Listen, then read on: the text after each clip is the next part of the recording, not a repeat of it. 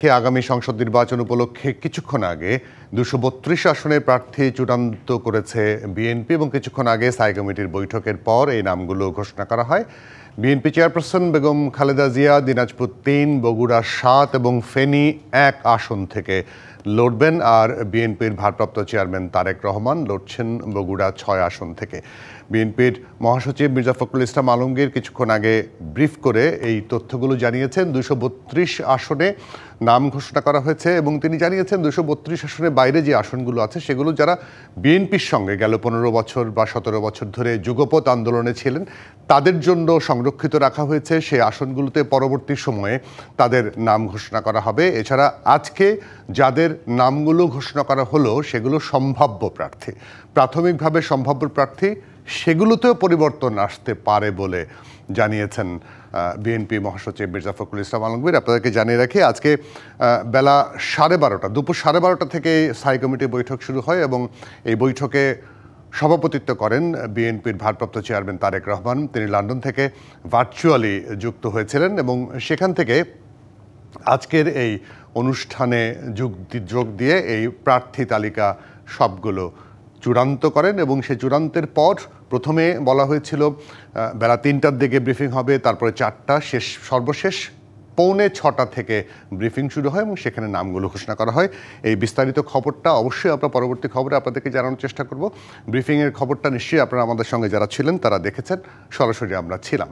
আর এছাড়া আজকে যে আরও একটি বিষয় হয়েছে আপনারা জানেন, অন্তর্বর্তী সরকারের পক্ষ থেকে ব্রিফিং করা হয়েছে। অন্তর্বর্তী সরকারের আইন উপদেষ্টা অধ্যাপক ডক্টর আসিফ নজরুল তিনি ব্রিফ করে এই যে ঐক্যমত্য কমিশনের সিদ্ধান্ত, জুলাই সনদ সহ আগামী গণভোট বিষয়ে রাজনৈতিক দলগুলোর মধ্যে যে অনৈক্য তৈরি হয়েছে সেটা নিয়ে বর্তমান সরকার উদ্বেগ প্রকাশ করেছে এবং সেই উদ্বেগ থেকে সরকারের পক্ষ থেকে রাজনৈতিক দলগুলোকে ১ সপ্তাহের সময় দেওয়া হয়েছে, আহ্বান জানানো হয়েছে, অনুরোধ করা হয়েছে ১ সপ্তাহের মধ্যে নিজেদের মধ্যে আলোচনা করে একটি ঐক্যবদ্ধ সিদ্ধান্ত তাদেরকে জানানোর জন্য।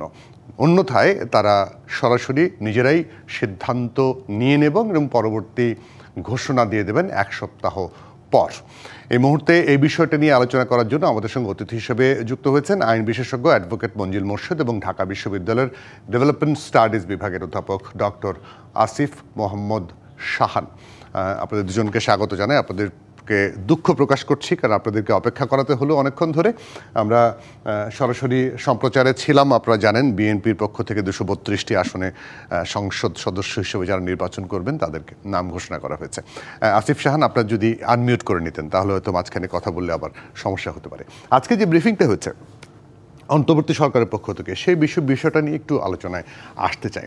আসিফ শাহানকে দিয়ে শুরু করি। মানে যেই পরিস্থিতি তৈরি হয়েছে বিএনপির পক্ষ থেকে বা বেশ কয়েকটা রাজনৈতিক দল থেকে বলা হয়েছে যে এই পরিস্থিতির জন্য অন্তর্বর্তী সরকার দায়ী, কারণ ঐকমত্য কমিশনের যে আলোচনায় তারা বিভিন্ন বিষয়ে ঐকমত্য হয়েছিল সেগুলোকে পাশ কাটিয়ে নতুন করে কিছু কিছু বিষয় অ্যাড করা হয়েছে। এটির দায় রাজনৈতিক দল কেন নেবে? রাজনৈতিক দলগুলোকে কেন ঐকমত্য নিয়ে পোষণ করে আবার সরকারকে জানাতে হবে? একটু জানতে চাই আপনার কাছ থেকে। ধন্যবাদ আপনাকে। এখন এখানে আপনি যে কথাটা বললেন যে আলোচনা হয়নি এমন কোনো কিছু যোগ করা হয়েছে, আমার মনে হয় ব্যাপারটা সেটা না। যেটা বলা হয়েছে সেটা হচ্ছে যে এখানে যে নোট অফ ডিসেন্টের ব্যাপারটা ছিল সেই নোট অফ ডিসেন্টটাকে আপনি কনসিডার না করে বা নোট অফ ডিসেন্টটা ছাড়া আপনি পুরো জুলাই সনদটাকে আপনি দিয়ে দিয়েছেন হচ্ছে গণভোটে। এইটা নিয়ে হচ্ছে কি একটা বড় ধরনের সমস্যা তৈরি হয়েছে। এখন দেখুন এইখানে কয়েকটা ব্যাপার, যে এক অর্থে আপনি বিএনপির যে কথাটা বললেন, BNP has some logical ground. বিএনপির কনসার্ন বোধ করার কারণে হচ্ছে, কারণ বিএনপি যখন নোট অফ ডিসেন্টটা দিয়েছে, নোট অফ ডিসেন্টের প্র্যাকটিসটা আমরা যখন শুরু করেছিলাম, যে যখন দলগুলো আলাপ আলোচনা করছিল এটা নিয়ে, তখন বিএনপির কাছে এটা পরিষ্কার করার দায়িত্ব ছিল ঐকমত্য কমিশনের যে এই নোট অফ ডিসেন্টটার আসলে ভবিষ্যৎটা কি, বা নোট অফ ডিসেন্টটা আপনারা কি এই যে কনসিডার করবেন কি করবেন না, এটার পরিষ্কার করাটা দরকার ছিল, সেটা হয়নি। এই কথাটা যেমন সত্যি, আবার একই সাথে এই কথাটাও সত্যি যে আপনি যদি খেয়াল করেন যে আমাদের জুলাই চার্টারের যে ডিসকাশনটা সেটা যখন শেষ হয় তখন কিন্তু হচ্ছে যে আমরা পাথওয়েজ নিয়ে বা কোন পথরেখা নিয়ে আমরা কাজ করবো এই ব্যাপারে আমরা কোনো ঐক্যমত্যে পৌঁছাতে পারিনি। এবং ঐক্যমত্য কমিশনের যে টিওআর, সেই টিওআরে কিন্তু এটা ছিল না যে তারা ইমপ্লিমেন্টেশনের পাত্র এটা দিবে, তখন কিন্তু রাজনৈতিক দলগুলোই এই দায়িত্বটা দিয়েছে হচ্ছে রাজনৈতিক ঐকমত্য কমিশনকে। এবং ঐকমত্য কমিশনের ওই শেষ 1 মাসের যে আলোচনাটা যদি দেখেন, তাহলে কিন্তু এই যে ব্যাপারটা যে আমরা এই নোট অফ ডিসেন্ট সহ আমরা আসলে কোনো ঐক্যমত্যে পৌঁছাতে পারবো কিনা, সেটার অর্থটা কি দাঁড়ায়, এই আলোচনাগুলো বারবার এসেছে। সো এসেনশিয়ালি হচ্ছে কি আপনার দুইটা পজিশনই ছিল।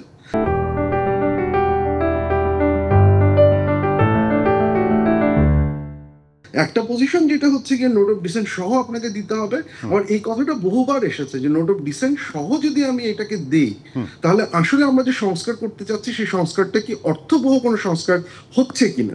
আপনি যদি দেখেন যে আমাদের যে গুরুত্বপূর্ণ বিষয়গুলো ছিল, উচ্চকক্ষে পিআর থেকে শুরু করে কেয়ারটেকার গভর্নমেন্ট থেকে শুরু করে প্রত্যেকটা জায়গায় যদি নোট অফ ডিসেন্ট সহ যদি হয়, এবং সেই ব্যাপারে যদি হচ্ছে গিয়ে রাজনৈতিক দল যদি হচ্ছে তার মতো করে ডিসিশনটা নেয়, তাহলে আমরা ফান্ডামেন্টালি আমাদের পলিটিক্যাল স্ট্রাকচারে, রাজনৈতিক কাঠামোতে কোনো পরিবর্তন আনতে পারলাম কিনা।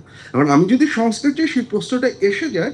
এখন হচ্ছে একটা পজিশন নিয়েছেন ঐক্যমত্য কমিশন, আমরা এই সিদ্ধান্তটা জনগণকে নিতে দিচ্ছি।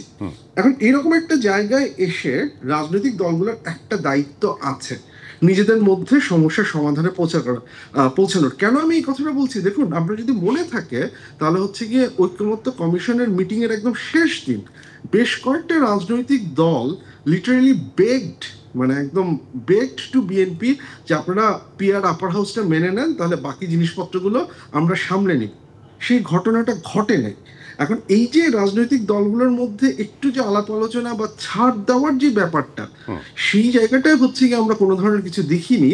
এবং এখনো যে জিনিসটা, সেই জন্য প্রশ্নটা আসে কেন, প্রশ্নটা আসে এই কারণে 8 মাস ধরে ঐকমত্য কমিশনের সঙ্গে মুখোমুখি বৈঠকে যখন তারা সিদ্ধান্তে আসতে পারলো না, ঐক্যে পৌঁছতে পারলো না, এখন এই 7 দিনের মধ্যে তারা বসে ঐক্যমত্যে পৌঁছবে, এটা একটু মানে অলিক কল্পনা না? আমি সে জায়গাটা থেকে আমি একটু মঞ্জুল মোর্শেদের কাছে জানতে চাই, মানে আইনের দিকটা বলা হচ্ছে যে নির্বাহী আদেশে এই জুলাই সনদ বাস্তবায়ন করতে হবে, যেটির মানে আসলে এই সরকারের আছে কিনা ক্ষমতা, এই সরকারের সে পাওয়ারটা আছে কিনা, সেটি ডক্টর স্বাধীন মালিক বলেছেন যে এই সরকারের সে পাওয়ার নেই, করতে হলে রাষ্ট্রপতির মাধ্যমে করতে হবে। আবার একটি দল বলছে এই রাষ্ট্রপতির মাধ্যমে সই তারা করবেন না।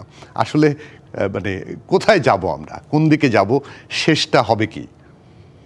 ধন্যবাদ আপনাকে। দেখুন, বিভিন্ন সময় আইন নিয়ে বিভিন্ন রকম আলোচনা হয় এবং যে যার ইচ্ছা মতো আইনের ব্যাখ্যা দেয়। ঠিক আজকে আমি নুরুল কবির সাহেবের একটা সাক্ষাৎকার শুনলাম, ওখানে যখন ওনাকে বলা হয়েছিল যে ঐক্যমত্য কমিশন আইনজ্ঞদের মতামত নিয়েছেন, উনি তখন বললেন না, আইনজ্ঞদের মতামত দেন নাই, আইনজীবীদের মতামত দিয়েছেন। অর্থাৎ আইনজীবী হলো আপনার যিনি প্র্যাকটিশনার অধিকার পান, ইনি আইনজীবী।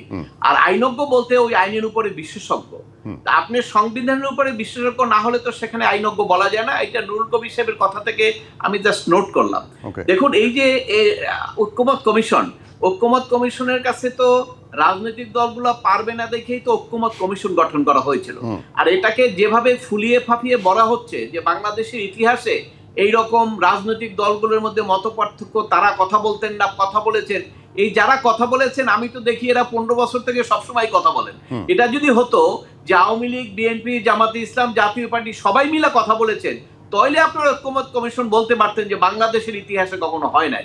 তা আওয়ামী লীগ, জাতীয় পার্টি এরা একটা পক্ষ, বিএনপি, জামাতের পক্ষে সবসময় তারা কথা বলে। এখন এখানে যে সমস্যাটা বেজেছে সেটা হলো অনেক কিছু বিষয় যারা ঐক্যমত কমিশন এবং এখানে যারা আছেন তারা পারপাসফুলি একটা জিনিস রাজনীতিবিদদের উপরে চাপিয়ে দিতে চেয়েছিলেন।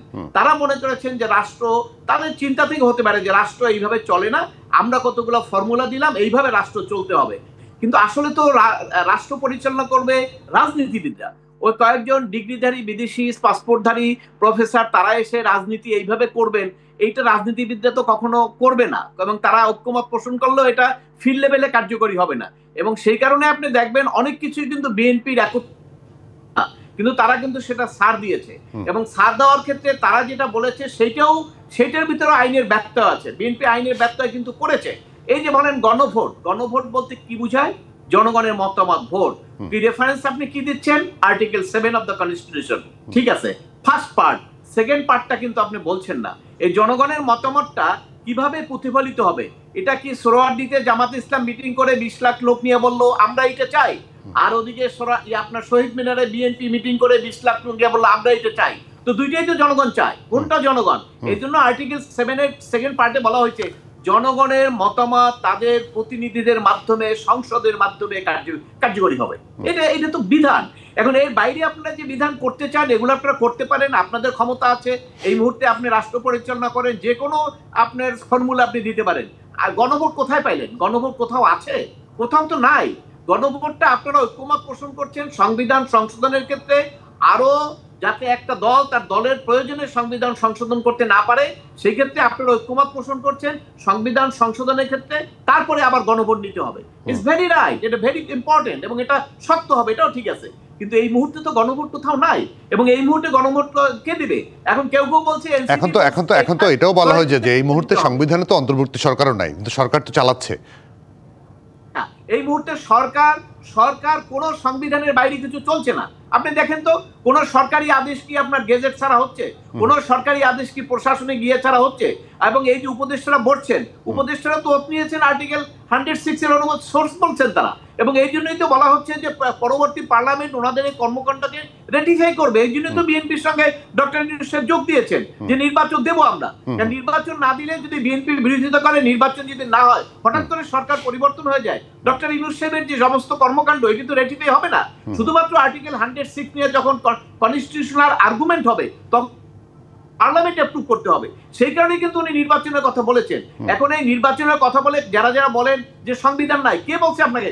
কোন কাজটা সংবিধান ছাড়া হচ্ছে বলেন তো? আমরা তো কোর্ট, আজকেও তো আমি কোর্টে কোর্ট করে আসলাম অ্যাপ্লিকেশন কে কোর্টের না।